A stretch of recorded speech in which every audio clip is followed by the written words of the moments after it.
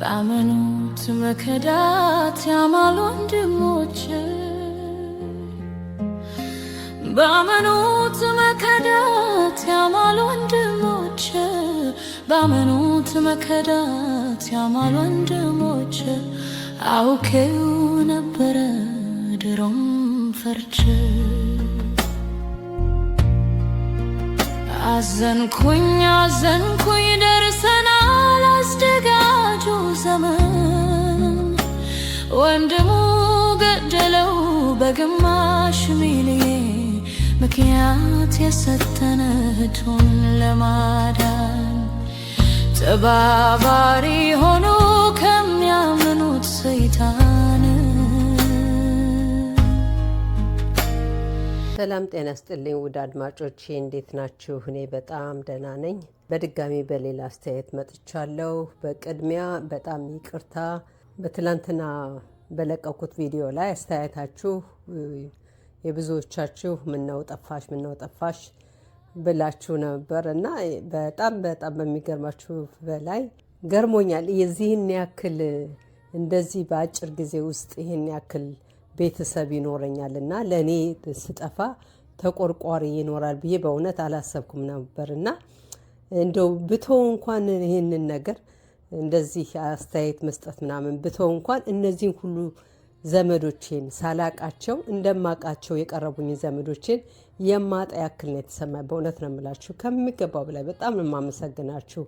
ባላያችሁ ባታዩኝ እንደዚህ ባካል ከልብ ተገናኝተናል ማለት ነው በሚገባው ከሚገርበው በላይ እና እህቶቼ በጣም አስባችሁ ምነው ጠፋሽ እንዴ በጣም የጭንቀታችሁን ስላነበብኩኝ ስላስጨነኳችሁ በጣም ይቅርታ። ግን አንዳንድ ጊዜ ያጋጥማል ህይወት ላይ ሁሌም ሙሉ ቀን አይኖርም እና በዛ ላይ ደግሞ ቤተሰቦች አሉኝ ልጆች አሉኝ በዛ ኃላፊነት ይኖራል እና አንዳንድ ጊዜ እንደዚህ ብጠፋባችሁ እንትን እንዳትሉ አይሰማችሁ እንደዚህ እንዳትጨነቁ ማለት ነው።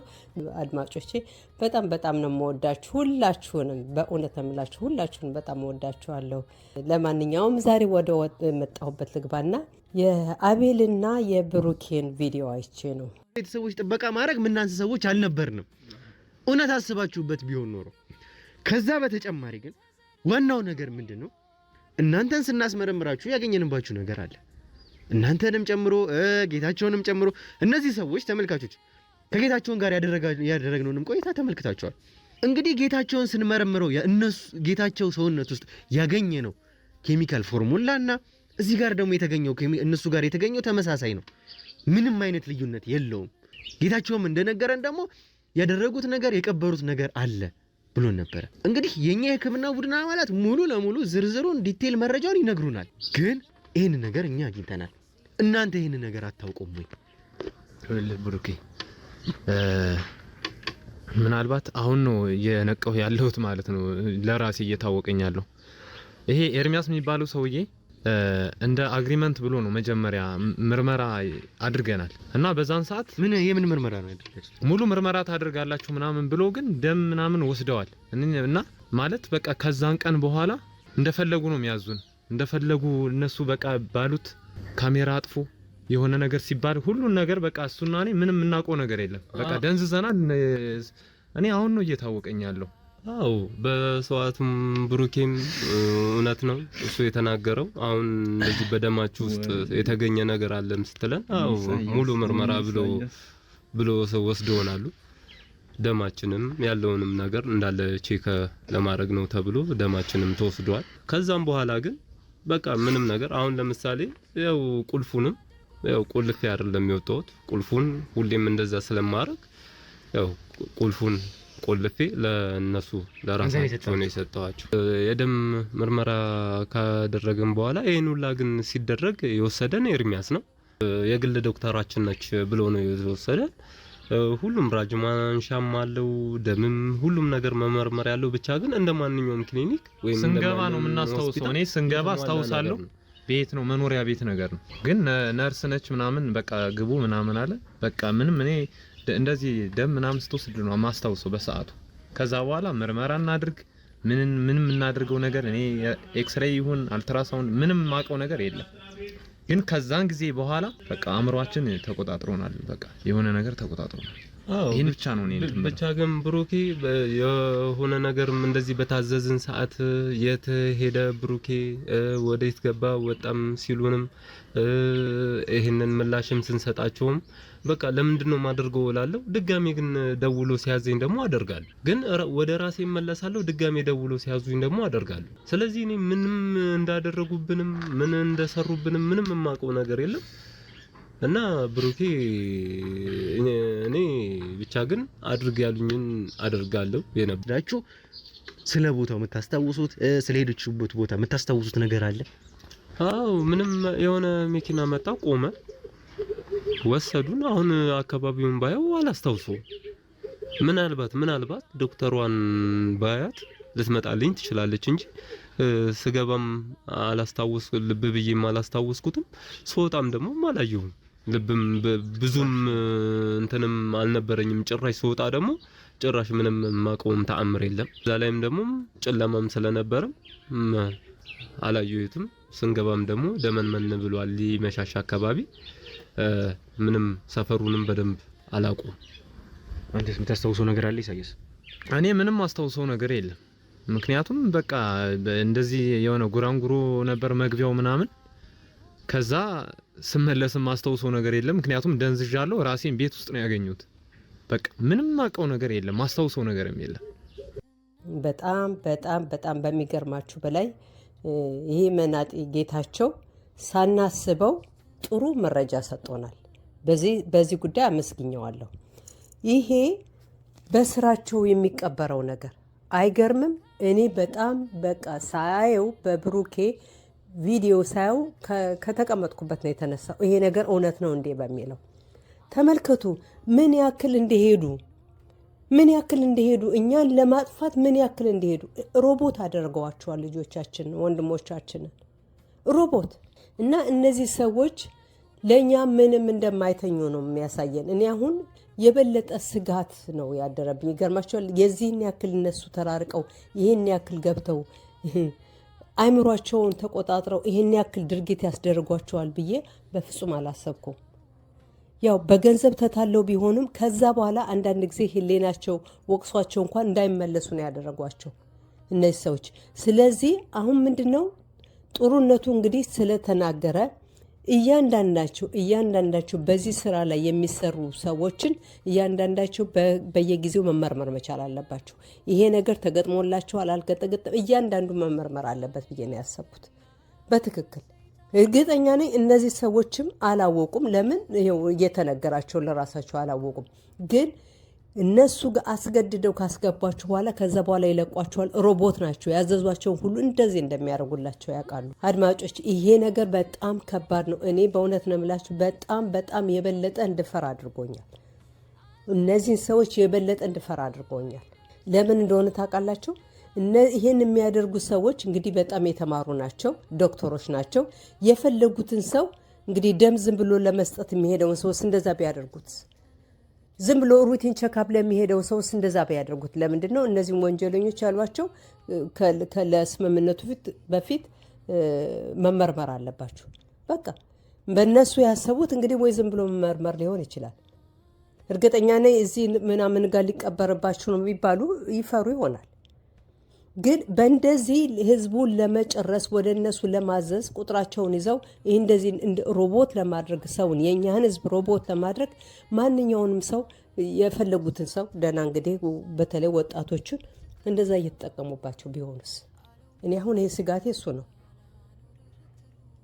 እና እያንዳንዱ ሰው መመርመር መቻል አለበት ብዬ ነው የማስበው። ይህ ምልክት የተባለውንም ደግሞ ምልክት ያለውን ሰው ወዲያውኑ ሲይዙ በእጃቸው አንድ ሰው ምልክቱ ማየት መቻል አለባቸው ወንድሞቻችን። እያንዳንዱም ሰውም ደግሞ ያንን ነገር ቸክ ማድረግ አለበት። አሁን ለምን እኔ እነዛ የሄዱበት እርግጠኛ ነኝ ዶክተሮች ናቸው፣ እየተማሩ ናቸው። ማንኛውም ሰው ትሪት ያደርጋሉ።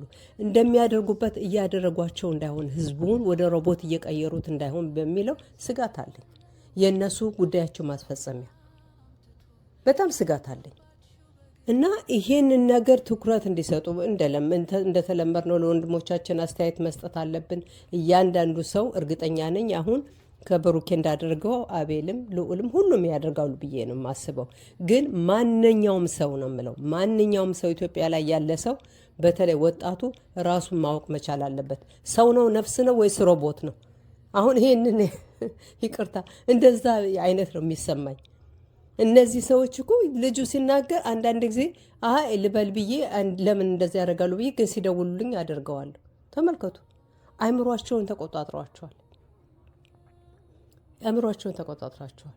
እንደዚህ ነው እኛ የምንታገለው ከውጭ ጠላቶች ጋር ነው የምለው። ይሄ ነው ድሮ መቆጣጠር ያልቻሉንን አሁን በሌላ መንገድ መጠው እየተቆጣጠሩን ነው። አዎ ቅኝ ግዛት ያልተገዛነውን በድሮ በአባቶቻችን አሁን በእኛ እድሜ ቅኝ ግዛት እየገባን ነው። እርስ በራሳችን እንደዚህ እየተደራረግን እና ተናግሮ በስንትና ስንት ገንዘብ ተፋሰስ ተደርጎ እዚህ ሀገር በሰፊው እንግዲህ 30 ዓመት ነው የተባለው። እንግዲህ እንደሰማችሁት ተፋሰስ አድርጎ እየተሰራበት ነው ያለው እና ቀስ እያልን ደግሞ ማንነታችንን እያጣን ነው። ወንድሞቼ መቼም እናንተ ይሄ ዩቱብ ከመጣ ጀምሮ የማንሰማው የማናየው ነገር የለም አይደለም ሀገራችን ላይ። ከዚህ በፊት ይሄ ይደረጋል ይሄ ይሆናል ብትባሉ ታምኑ ነበር? አታምኑ አይደል? ተመልከቱ። ስለዚህ ራሳችንን እንድንተው ማንነታችንን እንድንጠላ ምን ብዬ ልንገራችሁ? እኛ እነታችንን ኢትዮጵያዊ በቃ ልዩ እንግዲህ በጣም ልዩ አገር የተከበረች ሀገር የምትባል ማንኛውም ድሮ የድሮ ሰዎችን የሚያውቁ የተማሩትን ስታገኙ ለኢትዮጵያ ክብር አላቸው። አሁን ግን ያንን ክብራችን እንድናጣ ማንነታችን እንድናጣ በሃይማኖታችን በዘራችን በማንነታችን እንዳንተማመን እያደረጉን ነው። ተመልከቱ። በዚህ ስንት ነገር አእምሯቸውን እያሳቱ ወንዶቹ ያልተገባ ነገር እንዲደፍሩ ያደርጋሉ። ሴቶቹ ራሳቸውን ወደ መጥፎን ነገር ያደርጋሉ። ራሳቸው አይደሉም እነዚህ ሰዎች ማለት ነው። ስለዚህ እያንዳንዱ ሰው ማን ነው እንደዚህ አእምሮን የወሰደው ብሎ ራሱን አጥንቶ የሚወጣበት መንገድ ካለ ደግሞ እስከነ ወንድሞቻችን ይናገሩና የሚወጣበት መንገድ ይፈጠር። እያንዳንዱ ሰው መታየት መቻል አለበት። እያንዳንዱ ሰው ይሄን ነገር መመርመር መቻል አለበት። እኔ ብዙ ሰዎች ሮቦት ሆነዋል ብዬ ነው በቃ አሁን የገመትኩት። ብዙ ሰዎች ሮቦት አድርገዋል ማለት ነው ብዬ ነው ያሰብኩት። እናንተ ምን ይመስላችኋል በዚህ ጉዳይ? እኔ ትክክል ነኝ ወይስ አይደለሁም? እኔ ብዙ ሰው ነው ትዝ ይላችሁ እንደሆነ ያቺ መናጤ ዶክተር እኔ ብተወው ሌላ ሰው እየሰራዋል ብላለች። እንደዚህ እኛን ለማጥፋት በስኮላርሺፕ እያደረጉ እየወሰዱ የእኛን ምሁሮችን እንደዚህ እየበረዙ እያመጡብን እርስ በራሳችን እንድንጨራረስ እያደረጉን ነው። በጣም በሚያሳዝን ሁኔታ እኔ ምን እንደምል አላቅም። በእውነት ነው የምላችሁ። የእናንተን ደግሞ አስተያየት በዚህ ጉዳይ ላይ ምን እንደምትሉ መስማት ጓጉቻለሁ። ሌላው ደግሞ በጣም የገረመኝ ነገር ደግሞ ይሄ ነገር ብዙ ነገር በእኔ ቦታም ደግሞ ሆነ ያው አልልህም፣ ግን ብትሆን ደግሞ ከዚህ የበለጠ ውሳኔ የምትወስንበት ሁኔታዎች ይመጣሉ። የዛን ቀን እያንዳንዱ ነገር ሰምታችኋል ተመልካቾች። እህቱ ኬሞቴራፒ እያደረገች እንደነበረ የካንሰር ህመም እንደተገኘባት የሚያሳይ መረጃ አዘጋጅተው የህክምና ማስረጃዎችን አዘጋጅተው ነበር የጠበቁ። ከዛ በኋላ እንግዲህ የኢሳያስን መከዳት ካወቅን በኋላ ከዛ እንግዲህ ቀጥታ ወስደን እህታቸውን ወደ ህክምና ተቋም ነበር የወሰድናቸው። እያንዳንዱ ነገር ግን እሷን ካስመረመርናት በኋላ እህትየዋን ወስደን ካስመረመርናት በኋላ እኛ ቤተሰባዊነቱ ይበልጣል ብለን ነበር ይሄንን ያደረግነው። የተፈጠረው ነገር ግን የኛም የህክምና ቡድን አባላት ያረጋገጡልን ነገር ምንም አይነት የካንሰር ህመም እንዳልተገኘባት ውስጧ ነው የህክምና ውጤቱ። እንግዲህ እንደሰማችሁት ይሄ ልጅ እነሱን ለመካድ አስነሳይ ብሎ ያለው እህቱ በካንሰር በሽተኛ ስለሆነች እሷን ለማሳከም ስለነበረብኝ እንዴት ውሸት ሊሆን ቻለ? አይገርምም? ግን ተመልከቱ፣ እነሱ የሄዱበት ርቀት ወይስ እሱ ነው የሄደበት ወይስ እሱ አስመሰሉበት? እኔ ሊገባኝ አልቻለም። ተመልከቱ፣ ይሄን ያክል ወረቀት አስተካክለው ምን ብለው። ለዛ እኮ ነው የምላችሁ። አሁን ያቺ የሞተቿ እርጉዝ ነበረች ብለው ሲሉ ውሸት ነው ያልነው እኮ እኔ ያልኩት ውሸት ነው የሚያልነው። ብዙዎቻችሁም እንደዛ ብላችኋል። ማንኛውም ነገር ማሰራት ስለሚችሉ ሆስፒታሉ እኮ ድርጅቱ እኮ ሀብታሞቹ እኮ እነሱ ናቸው። እኔ ብሩን ከየት ያትሙታል ቤታቸው አላቅም። በዚህን ያክል እየበተኑ ይሄን ያክል ተፋሰስ እያደረጉ አገራችን ላይ የሚሰራውን ስራ እያያችሁ ነው። በጣም ነው የገረመኝ። ይሄ እውነት አይደለም ሲባል እንዴ በጣም ደነገጥኩ። አንዳንድ ጊዜ ምናልባት አልፈርድበትም እንግዲህ ያደረገው እህት ስለሆነች ነው የካዳቸው ብዬ ትንሽ ወደ እሱም ለማድላት አስቤ ነበር። ቢነግራቸው ያሳክሟት ነበር። ግን ደግሞ ምናልባት ተጨናንቆ ነው ገንዘቡ የሆነ ነገር አለ አይደል ትንሽ የበሽታ ነገር የሞት ነገር ስለሚያስከስት ብላችሁ ትንሽ ርህራሄ የሚያሳይ ነገር ለባችሁ ላይ እንደዛ ነገር ነበረኝ እኔም ለዚህ ሰውዬ ማለት ነው። ምናልባት ያ ነገር ነው ያስገድደው። ግን አሁን ውሸት መሆኑን ስሰማ በጣም ገረመኝ በጣም። ሌላው ደግሞ እስኪ ፈልገው በስራት ጠይቀኝ። ከማን ጋር ነው እየሰራ ያለው? ምን ለምንድን ነው መኪና ውስጥ ጂፒኤስ ያስቀመጥከው? ማግዳ ቮይስ የምትቀድቡበትንስ ለምንድን ነው ያስቀመጥከው? ታልኬ ነው። ማን ይላክ? እኔ አድርግ ተባልኩ። በቃ የተባልኩትን ብቻ የማድረግ። ማን ይላክ? የመኪና አከራይ ዋና ስራ አስኪያጁ ነው ይላከኝ። የገራጁ ማለት ነው? አዎ እሱ ነው እንዳደርግ ያዘዘኝ። ቤተሰቦችን እገልባለሁ ሲለኝ ያንንም አደረኩት። አቶ አቤል መጥፎ ነገር አስቤ አይደለም። ቤተሰቦችን ለመጠበቅ ስል ብቻ ነው ያን ነገር ያደረኩት። እባክህ እንድትረዳኝ እፈልጋለሁ። ማቲያስ ትሰማኛለህ? በቃ የተነገረኝን ያደረኩት። አገኘው አልካቸው ነገሮች በሙሉ እኔ ነኝ ያደረኳቸው። አንድ ባንድ እኔ ነኝ ያደረኳቸው። አዎ በየጊዜው እየደወልኩ እንደዚህ መቀየር አለበት ምናምን እያልኩ የማመጣ የድምጽ መቅጃዎች ባትሪ ይጨርስ ስለነበር ነው። ያን ሁሉ ማድረገው ተገድጄ ነበር። እንዴት አታየኝ? ምንድነው ዛሬ ፊት ተጠቁሯል ደብሯል እኮ ትለኝ ነበር። በቃ እኔ አስገድደው ይልኩኝ ስለነበር እንደዛ ነው የሚሰማኝ። አዎ ይደብረኝ ነበር። በፍርሃት ውስጥ ሆኜም ስለመጣ ነበር እንደዛ መሆኑ። እሺ በቃ አንተ አዝኜ ነግርልህ አናግርሃለሁ፣ ያሉትን ነገሮች ጠይቃለሁ። አንተ ባዘኔታ መልክ ያሉትን ነገሮች ለኔ ህይወቴን የሚያጠፋ ነገር አቶ አቤል ቢገሉኝስ መጥፎ ሰዎች ናቸው ይገሉኛል። ወገኖቼ እኔ እነዚህ ልጆች እንደው ፈጣሪ እየጠበቃቸው ነው እስከዛሬ የሚያሉ። መቼም ፈጣሪ ያልቆረጣት ነፍስ ማንም አይቆርጣትም እንጂ ይሄን ያክል ጂፒኤስ አስገብተውላቸው እንትን ቢሉ በቅርብ ጊዜ ትዝ ይላችኋል ለተሙኮ ቦምብ አድርገውበት ነበር። እንደው ቦምብ አለማድረጋቸው እነዚህን እንደው በቦምብ አለመግደላቸው በጣም ነው የሚገርመው። ግን ይሄን ያክል ጂፒኤስ መኪናው ላይ አስገጥመው ድምጽ እንትን ማድረግ አስገጥመው እየተከታተሏቸው ነበር። እኛ ደግሞ ማን ነው ከስራቸው ከማስራቸው እንላለን። ተመልከቱ እንግዲህ የፈጣሪን ስራ ማየት ነው በቃ።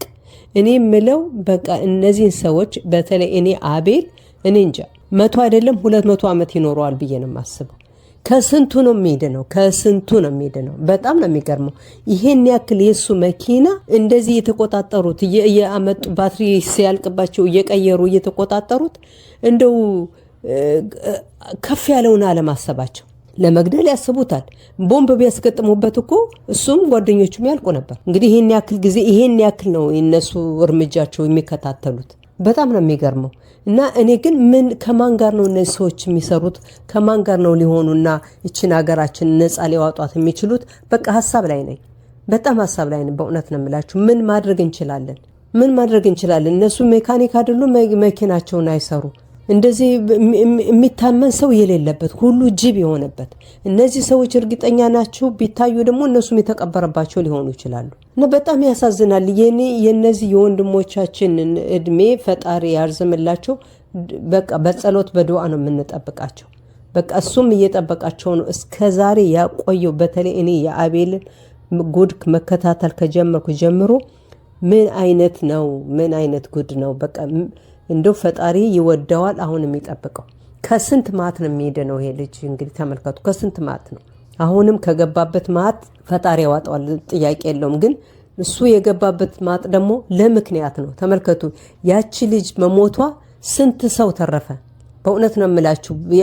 ለእናቷ መሞቷ ያሳዝናል። መሞቷ ያቺም ልጅ ታሳዝናለች። ግን ተመልከቱ እነዚህ ደግሞ እቺ ሁለቱም በአጎቱ ተሰቃይተው ትግስትም እንደዛ እንዳልሆነች አድርጎ ጥሏት፣ እቺም ልጅ ደግሞ ሀና የሚሏት እንደዛ ስንት ግፍ ሲደርስባት፣ ሌሎችም ብዙ ጉድ የወጣው የዛች ልጅ ሞት ምክንያት ነው። ስለዚህ ፈጣሪ አንድ ነገር ሲያደርግ ሌላ ጥሩ ነገር ከኋላ አለው የሚባለው ለዛ ነው። በትክክልም ደግሞ የዛች ልጅ ሞት እና ሞቷ ደግሞ እሱ ቤት ማስቀመጣቸው ለነሱ በጎፈሩት ጉድጓድ ነው እየገቡ ያሉት። በቆፈሩት ጉድጓድ ባይሆን ኖሮ እነሱም እንደዚህ ዘለው አይገቡም ነበር። እዚህ ነገር ይሄ ሁሉ አይጋለጥም ነበር። ተመልከቱ፣ እነዚህ ንጹሃን እህቶቻችን ደግሞ ከዚህ ስቃይ አይወጡም ነበር። እና ፈጣሪ ለሁሉም ምክንያት አለው። ያቺ ልጅ መሞቷ ምክንያት አለው። ያው እሷ የገደላትም የደም ካሳ ከፍሏቸዋል። በቃ ግን ለነዚህ እህቶቻችን ፈጣሪ ምክንያት ሆኖ ከዚህ ካስቸጋሪ ህይወታቸው ሊወጡ ምክንያት ሆናለች ማለት ነው። እና ፈጣሪ ለሚያደርገው ነገር ሁሉ ምስጋና ለፈጣሪ። ለወንድሞቻችን ጤናና ክብር። እኔ ምን ብዬ ልንገራችሁ? ሁሌ ብቻ ዩቱብ ስከፍት ሁሌ እየደነገጥኩ እንደምከፍት ታውቃላችሁ። ምንም ነገር እንዳልሰማ በቃ ወንድሞቻችን ምንም ነገር እንዳይሆኑ በቃ ይሄንን ነው። ስክሪኑን መጀመሪያ ማነበው ርዕሱን ነው። እርግጠኛ ነኝ የብዙዎቻችሁ ነው የሚሆነው። በቃ መጥፋቸውን አንፈልግም። ሁሌም ደስታቸውን፣ ሁሌም በቃ በጀብድ በሚያገኟቸው ሁሌም እንደኮራን፣ በሚሰሯቸው ስራ ሁሌም እንደኮራን እንድንኖር ነው የምፈልገው። አገራችንን እንዳሉት ከዚህ ከሰይጣን ነፃ እስኪያደርጉልን ድረስ ፈጣሪ ምንም ነገር አይንካብን። ወንድሞቻችን ወንድሞቼ፣ ለማንኛውም ለዛሬ ያስኩላችሁ ይሄ ነበረ። እርግጠኛ ነኝ ሁላችሁም ተዳናቅጣችኋል። ለማንኛውም ወንድሞቼ ለዛሬ እዚህ ጋር አቆማለሁኝ። በሌላ ቪዲዮ እስከምንገናኝ ድረስ በእውነት ነው የምላችሁ ስለምታዳምጡኝ፣ አስተያየታችሁን ስለምትሰጡኝ እጅግ አድርጌ አመሰግናችኋለሁ። ዛሬው በዚህ ሰናበታችኋለሁ። ባይ